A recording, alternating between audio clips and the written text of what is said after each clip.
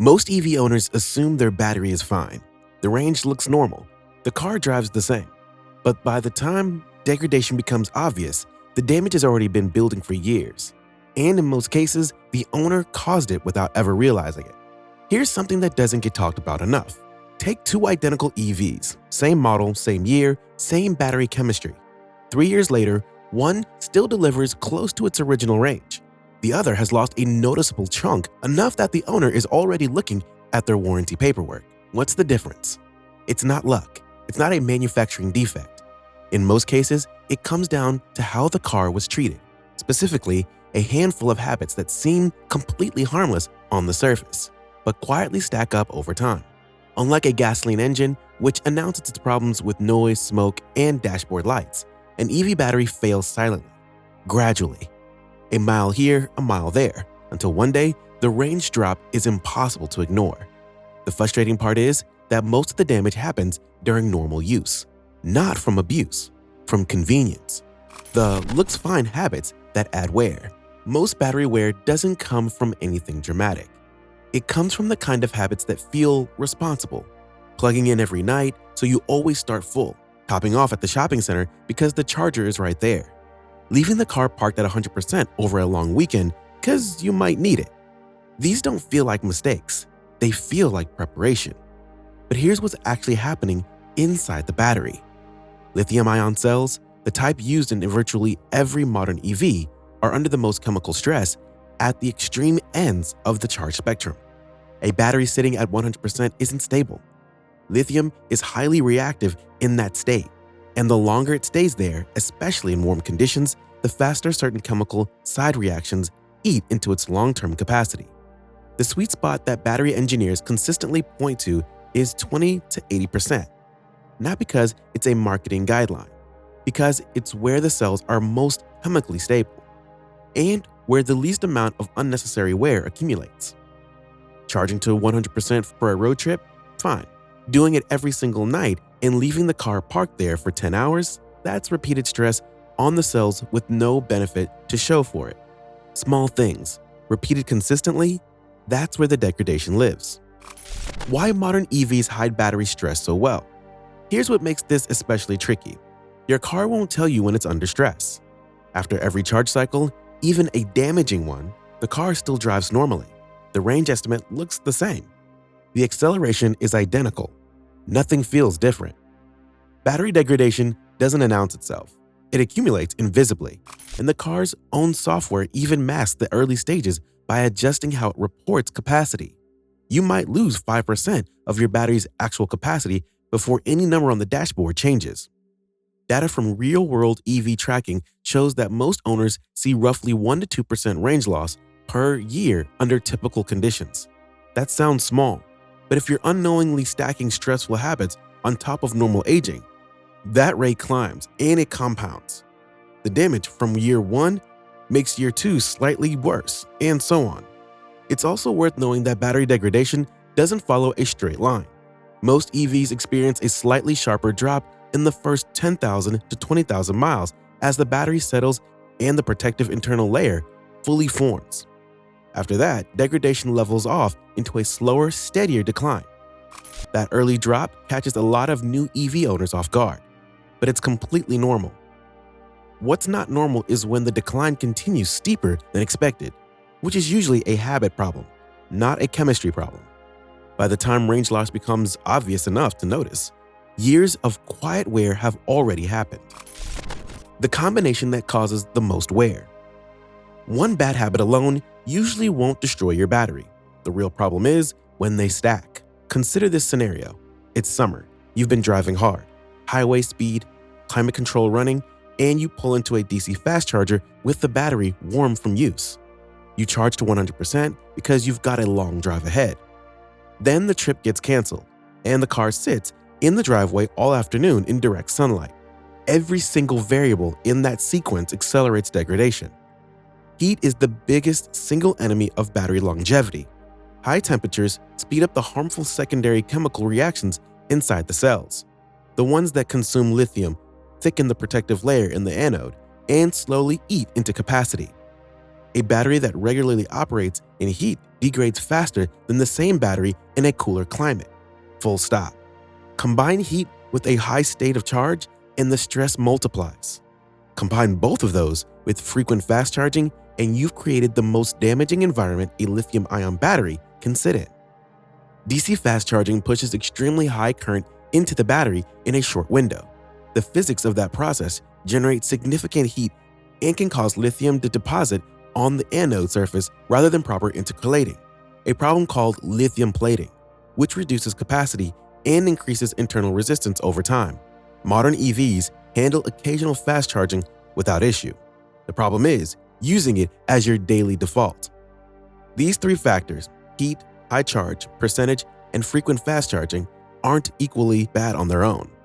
But together, they're the combination that causes the most long-term wear.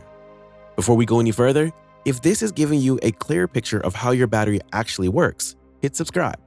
We break down EV ownership in terms that actually make sense for the road, not just the spec sheet. Why convenient charging can backfire. Now, back to one of the most common patterns we see with EV owners. People charge because they can, not because they need to. The charger is at the office. The mall has free level 2 stations. You're home early, so you plug in even though you still got 60% left. None of this feels wrong. It feels efficient. But every time you plug in and push the battery back toward the top of its range unnecessarily, you're adding charging cycles. And charging cycles, especially at the upper end of the spectrum, accumulate wear. An unnecessary top-off from 70% to 100% is a less damaging version of the same stress as going from 20% to 100%. But do it daily for 3 years and the extra cycles add up. There's also the issue of time spent at high charge. If you plug in at 70% and the car hits 100% by midnight, but you don't leave until 8 a.m., the battery has spent 8 hours sitting fully charged. That's 8 hours of elevated chemical stress for no reason. Scheduled charging exists specifically to solve this. Set it to finish at 80% or time the charge to complete right before you leave. It costs nothing and removes hours of unnecessary stress from every single overnight session. The habit of constant convenience charging is one of the quietest ways EV batteries age faster than they should. The mistake most drivers don't connect to battery health. Some of the most damaging habits don't look anything like charging mistakes. Parking in direct sunlight on a hot day, jumping into hard acceleration immediately after plugging in from a fast charger, leaving the battery sitting below 15% for days because you kept meaning to charge it. None of these feels like battery abuse, but each one applies real stress. Heat from ambient parking, not from driving, just from sitting in the sun, raises the battery's resting temperature and accelerates the same chemical reactions that fast charging triggers. An EV parked outside on a 95-degree day in direct sun can see battery temperatures climb significantly higher than the air temperature around it. Deep discharge is equally underappreciated. Running the battery below 10 to 20% regularly increases internal resistance and creates conditions where lithium plating is more likely to occur, particularly if you then fast charge from a depleted state. The BMS works harder to compensate and the cells experience more stress than they would in a normal mid-range charge cycle. And here's one more that most drivers completely overlook: aggressive driving right before charging. When you push the battery hard through rapid acceleration and sustained high-speed driving, it generates heat internally, plugging into a fast charger immediately after, before the battery has any time to cool down, compounds that thermal stress significantly. If you've come off a spirited highway run, even a 5 to 10 minute wait before connected to a DC fast charger makes a real difference. The pattern these habits share is that they don't feel connected to battery health in the moment. The car still works. The range looks fine that day. The damage is invisible. And that invisibility is exactly what lets these habits continue for years. Why some owners see almost no degradation. The EV owners who consistently report the best long-term battery health aren't doing anything extraordinary. They're not obsessive about every percentage point. They don't baby the car. They just avoid the conditions that stack the most stress. And they do it consistently. Practically, that looks like this: daily charging to 80% instead of 100%, reserving fast charging for actual road trips, parking in shade or covered structures when possible, plugging in when they get home rather than waiting until the battery is nearly empty, None of that requires significant effort or lifestyle changes. It's just a slightly more informed version of the habits most EV owners already have. The key insight from real-world battery tracking data is that degradation rates vary significantly between drivers with similar devices. The gap isn't explained by luck or battery chemistry differences. It's explained by how consistently owners avoid extreme conditions. Temperature management and charge habits account for the largest portion of that difference.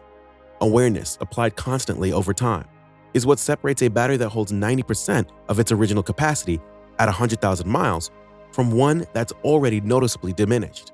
What I personally focus on instead. If I wanted my EV battery to last as long as possible, here's where I'd actually put my attention. I wouldn't chase perfection. Charging to 82% one day or fast charging on a road trip isn't going to ruin a battery. The chemistry is more resilient than people often fear, and modern battery management systems are designed to handle real-world use. What I would focus on is not stacking the worst conditions together. Avoid combining heat with high state of charge. Avoid fast charging repeatedly when the battery is already warm. Avoid leaving the car parked at 100% for extended periods when you don't need to. And the single easiest change any EV owner can make today: set your daily charge limit to 80%. Most EVs let you do this directly in the settings or through the app. It takes 2 minutes. You'll never think about it again, and your battery will quietly thank you for the next 10 years. Beyond that, keep an eye on the basics. Check your battery health readout if your car offers one. Use preconditioning before cold weather drives, or fast charging sessions whenever possible. If you're storing the car for an extended period, leave it at around 50% rather than full or empty. That's the most stable resting state for a lithium-ion cell. And if your range drops faster than expected or charging behavior becomes inconsistent, get a battery health inspection before a manageable issue becomes an expensive one.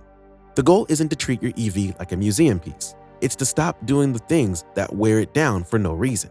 EV batteries are built to last. They just do it better when the habits around them are smarter than average. Drop a comment below. What's your daily charge limit set to, and how has your range held up over time? And subscribe for more EV content that gets straight to what actually matters for your battery in your driving.